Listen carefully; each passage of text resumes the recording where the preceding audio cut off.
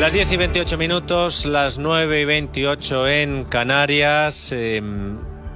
Después de todo lo que les hemos contado, atención porque vamos a terminar en alto.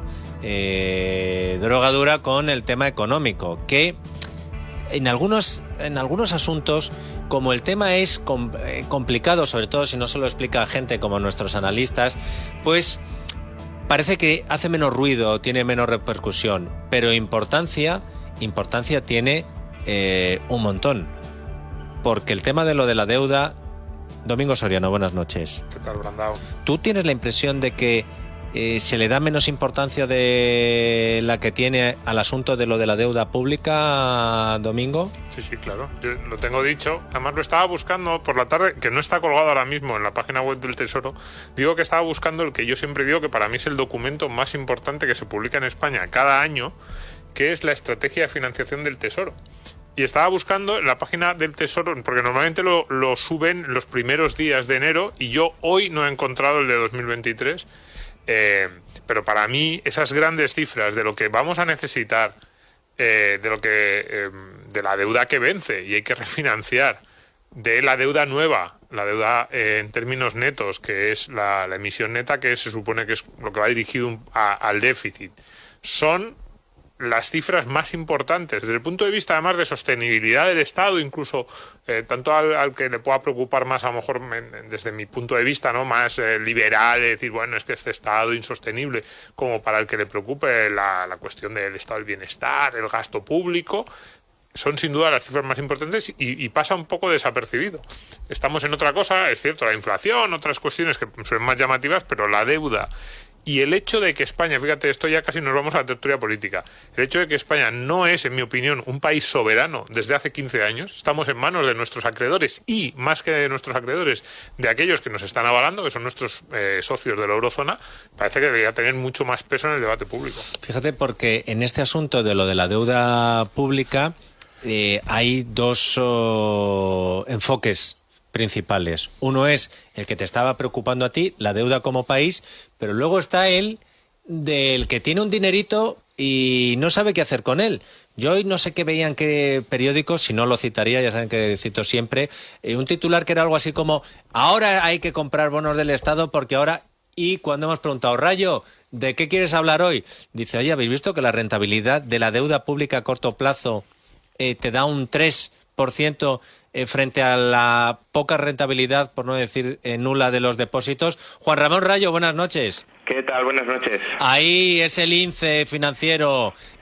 Tú ves deuda pública y dices, a ver a cuánta la pagan, pero es que lo pagan a mucho, ¿eh?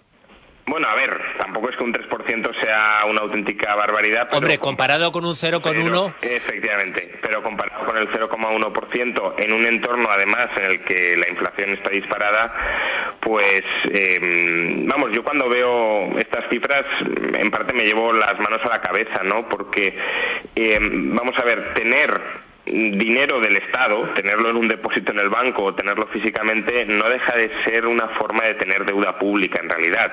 No nos lo suelen explicar así, pero los euros son deuda del Banco Central Europeo, que es parte del Estado. Entonces, claro, si tú tienes una deuda pública, ya la tienes, no es que la puedas tener o la puedas comprar, no, ya la tienes, que te está pagando o el 0%, o, en el mejor de los casos, el 0,1% si lo tienes depositado en un banco, y frente a eso te están vendiendo una deuda pública en forma de letra del Tesoro a corto plazo que está pagando un 3%, pues bueno, mucha gente que no tenga una necesidad absolutamente inmediata de ese dinero debería plantearse dar el salto desde esa remuneración al 0% a una remuneración al 3%. No solo eso, es extraño, debería resultar extraño que los bancos, si mucha gente da el paso a dejar de tener un depósito bancario y comprar deuda pública, debería resultar extraño que los bancos no aumenten la remuneración por sus depósitos.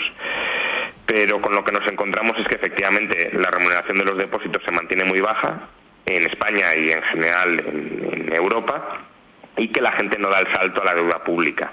Hay 1 billón de euros en España en depósitos al 0,1%, que están, por tanto, perdiendo no solo la inflación, sino lo que están dejando de ganar pudiéndolo invertir en un activo que es muy, muy, muy similar, como son las letras del Tesoro, que están pagando el 3%. ¿Y esto por qué es así? Pues hace un mes se publicaba un paper académico que, bueno, a mí me gustó bastante cuando lo leí y ahora, pues, digamos que cuando leo los titulares lo interpreto a través de las lentes de ese paper, que decía que hay dos problemas básicos, de los cuales hemos hablado ya muchas veces. Uno es la falta de cultura financiera de la población. Tener un depósito más o menos lo entiende todo el mundo, invertir en deuda pública suena raro. Es algo que no solemos hacer y por tanto no nos complicamos la vida investigando cómo hacerlo, a pesar de que puede suponer una pérdida de mucho dinero. En este caso, ya digo, un diferencial de 3 puntos sobre el capital. Y en segundo lugar, por la falta de competencia real en el sistema bancario. La banca ejerce poder de mercado porque es muy difícil entrar a competir en el sector bancario. De hecho, los bancos que están compitiendo a través de Internet, los llamados neobancos, sí ofrecen depósitos remunerados al 2 o al 3%, pero los bancos establecidos, los tradicionales de toda la vida, no. ¿Y por qué? Pues porque hay muy poca competencia y al haber poca competencia prefieren mantener depósitos remunerados al 0,1 antes que entrar en una guerra de pasivo, en una guerra de depósitos, de la cual todos ellos saldrían perdiendo en el sentido de que subirían sus costes de financiación. Pero, Domingo, Juan Ramón, yo creo que soy un poco mayor que vosotros, aunque lógicamente no lo aparente, pero vosotros tenéis ya una edad, sois talluditos, y creo que recordaréis conmigo que hubo un tiempo, hace mucho tiempo, donde en España, en la televisión pública y en otras televisiones, ya no me arriesgo a decirlo, se anunciaba compra letras del Tesoro. Y se anunciaba mucho y se promocionaba mucho. Recuerdo, es que estoy recordando el logotipo de letras del Tesoro y a la gente le iba diciendo tal y te lo iban contando. Ahora mismo, Juan Ramón, Domingo, esto que está contando Rayo y está dando el dato de los depósitos bancarios te están dando poco, pero las letras del Tesoro, yo recuerdo que además la campaña era y... Ojo, que son letras del Tesoro avaladas por el Estado, o sea que más seguro imposible. Invierte en letras del Tesoro. Yo no estoy viendo ahora. Y fíjate que se hace publicidad institucional, que se caen los anuncios institucionales a poco que muevas una piedra. Y de esto yo no veo nada. Es verdad que hay poca cultura, pero también le estás contando poco a la gente. Mucha gente se habrá enterado del diferencial de lo que tiene su dinero en un depósito o de comprarlo en letras deuda pública, porque lo acaba de decir Rayo, Domingo. Sí, pero... y el que las vende tendría que estar interesado en eso, ¿no? Sí, bueno, eso probablemente indique que se lo están colocando. Amigo. Es que si te hacen el trabajo, a lo mejor no tienes que hacerlo tú. No necesitas, pero fíjate, ahí también podemos seguir. Cuando has empezado tu argumentación y decías, yo me acuerdo de cuando... Yo estoy en tu edad casi, ¿eh? Yo creo que Rayo se acuerda menos, pero sí sabe que ocurrió de la guerra por el pasivo, de los libretones y similares que había en España en los años 90, que eran probablemente el producto, no solo en el sistema financiero, sino casi en general en los medios de comunicación, el producto estrella desde el punto de vista publicitario, el que más aparecía ese tipo de ofertas tratando de atraer el ahorro de los depositantes. Y sin embargo, efectivamente, una década de políticas monetarias, extraordinarias, vamos a decir, ha generado que ni siquiera ahora que los tipos de interés parece que vuelven a la normalidad, vuelvan esos depósitos. A mí esto me ha extrañado. Cuando estaba yendo a Rayo, mira, hace un mes o así, con ocasión del curso que vinimos a presentar en diciembre, Luis Fer y yo, sí, sobre temas de inversión, pues me tocaba a mí dar la lección un poco sobre los depósitos, sobre dónde ahorrar, la red de seguridad, dónde tener el dinero así a corto plazo. Y me puse a mirar las ofertas comerciales de los grandes bancos españoles. Y no es que no hubiese ofertas comerciales, es que había bancos en los que entrabas en la página web principal y en el menú de arriba del todo, donde ponen ahí los productos, pone hipotecas, fondos, no sé qué, ni siquiera estaba la opción de depósito. Y yo decía, cómo hemos cambiado, cómo ha cambiado el sistema financiero para que el producto estrella, el que más promocionaban, el que más ansiaban colocar a sus clientes, ahora ya no solo es que, digamos, lo tengan ahí un poco arrinconado, sino que tratan de que no lo encuentres, entre otras cosas, porque es que no lo hay. Es decir, en algún banco encontrabas algún depósito que estaba asociado, normalmente, por ejemplo, decía, si contratas un fondo de inversión, por ejemplo, uno de ellos, recuerdo, era contratando un fondo de inversión, entonces como que te permitían, casi te dejaban contratar un depósito y te remuneraban algo, el depósito, pero esa remuneración venía simplemente asociada a la contratación de otro tipo de productos. Entonces, a mí efectivamente me llama mucho la atención. Yo creo que son distorsiones, pues sí, puede haber, yo estoy de acuerdo con Rayo, poca competencia, pero desde luego es llamativo, no es normal que incluso en este momento de normalización de tipos sigamos en esa situación, pero es así. Y efectivamente, para esa opción de decir un dinero que necesito tener relativamente disponible, pero que a lo mejor tampoco estoy diciendo de aquí a una semana, sino a lo mejor ese dinero que yo llamo red de seguridad, ¿no? Que me gusta tener más o menos cerca, pues si pasara algo, pero que no es que vaya a necesitar de un día para otro. Efectivamente, ahora mismo es una opción mucho mejor la deuda pública, pues que tenerlo en un depósito. Rayo.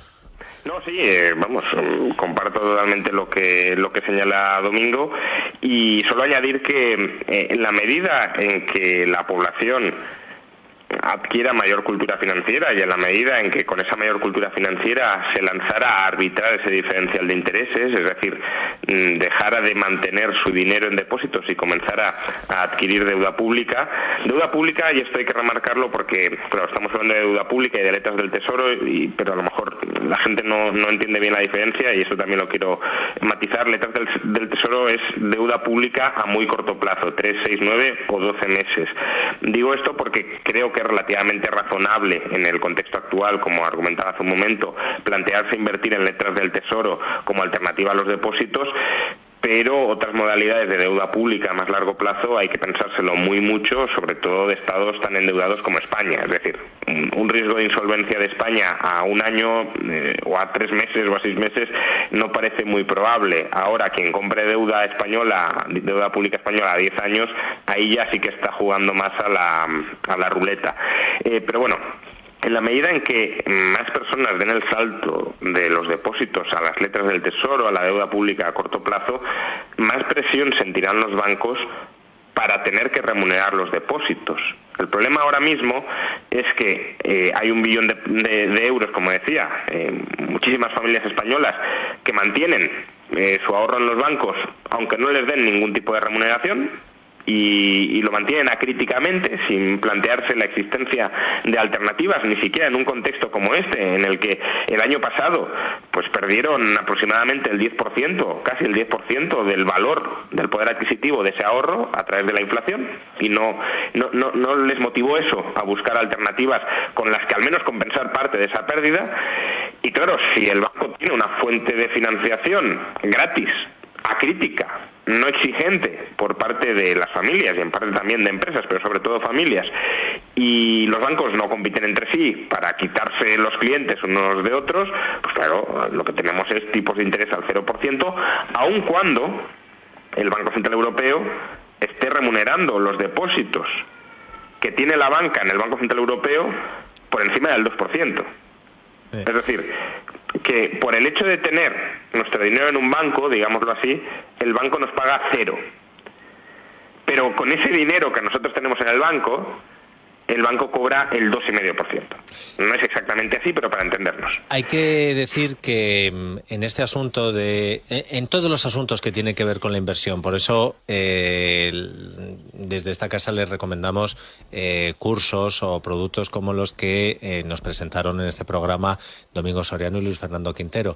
En esto hay que ir siempre aprendido de casa. Lo dijo Juan Ramón Rayo hace tiempo en este programa con las criptomonedas. Si vas a jugar a las criptomonedas, esto no es como, oye, voy a probar, a ver qué me meto aquí. No. Vete aprendido de casa, que si no luego vienen las lamentaciones. Pues con esto de lo de la deuda, las letras del Tesoro, hay que, si tienes una persona de confianza, hacerlo a través de esa persona de confianza, y si no, tratar de formarse antes de meter la pata. Sí, eso... Dime. Eso es muy importante, Dieter. Es decir, creo que nadie, por el hecho de estar escuchándonos ahora mismo, debería lanzarse a invertir en deuda pública, ni mucho menos. Ahora, estos comentarios que estamos haciendo sí deberían servir para despertar el gusanillo de la curiosidad intelectual y que una persona diga, oye, pues no me había planteado la inversión en deuda pública, en letras del Tesoro, bueno, pues voy a investigar. Exacto. Y si fruto de esa investigación le convence, pues que se lance, claro, pero no por el mero hecho de escucharlo. Pero claro, es que estoy seguro que muchísimas familias tienen el dinero en el banco sin conocer, sin ser conscientes de que existen alternativas, y estamos hablando de la deuda pública, pero hay otras muchas alternativas, fondos monetarios, depósitos en los llamados neobancos, que no dejan de ser bancos con licencia bancaria en otros países de la Unión Europea, que operan a través de Internet sin más, pero incluso con fondo de garantía de depósitos estatal que respalda esos depósitos, que están ofreciendo el 2 o el 3. Entonces, se trata de que en el contexto actual la gente explore algunas alternativas más que meramente dejar el dinero en el banco, lo cual al banco le viene muy bien, pero a costa, claro, del depositante. Os voy a poner a prueba Domingo Soriano y Juan Ramón Rayo. Quiero que escuchéis esto. El Tesoro Público le ofrece 4 dimensiones para su inversión. Usted elige. A corto plazo, letras del Tesoro. O si lo prefiere, pagarés del Tesoro. A medio plazo, bonos del Estado. A largo plazo, obligaciones del Estado. El que más se acerque tiene premio. ¿De qué año es este anuncio, Domingo Soriano? 85. ¿De qué año es, Juan Ramón Rayo? Yo diría que 2009, 2010. 1989. 89. Me acordaba yo de este anuncio y además del logo, porque la voz era muy de los años 80, del logo de una T. Ahí se ha notado que Rayos es más Rayos joven, son- más No, pero que es con que- en el 89 era... Sí, no, o sea, por la voz no, pero Zapatero y Salgado hicieron esta campaña. Sí, o sí, una pero, muy parecida. pero no les quedó tan bien, porque además aquí era cuando te lo explicaban, porque has visto, Rayo, cómo Sí, sí. han ido por donde ibas tú. Oye, una cosa son a corto Claro. plazo, las letras, otro tal. 1989, con una T que tenía una corona por encima, letras del Tesoro, que parecía que te lo estaba vendiendo Juan Carlos I. Vamos a ver, porque la deuda pública... Y además luego la gente confunde las cosas, Domingo, y dice, sí, esta gente me habla, pero a mí el banco yo lo tengo ahí muy seguro, porque, claro, por un lado te viene, aparece un titular con que la deuda pública a corto plazo te da el 3%, pero hoy fíjate que 2 titulares. Uno en El Mundo. Nouriel Rubini, el economista que profetizó la crisis de 2008. Estamos al borde de la madre de todas las crisis de la deuda. Y el ABC, porque este hablaba en general. ABC. España entra en año electoral en situación de alto riesgo por su elevado nivel de deuda pública. ¿Realmente es situación de alto riesgo o lo que estamos teniendo en España? Sí, eso era lo que yo te decía al principio, cuando quería que me preguntaras más por esta parte de la No, te deuda. preguntaba por las dos.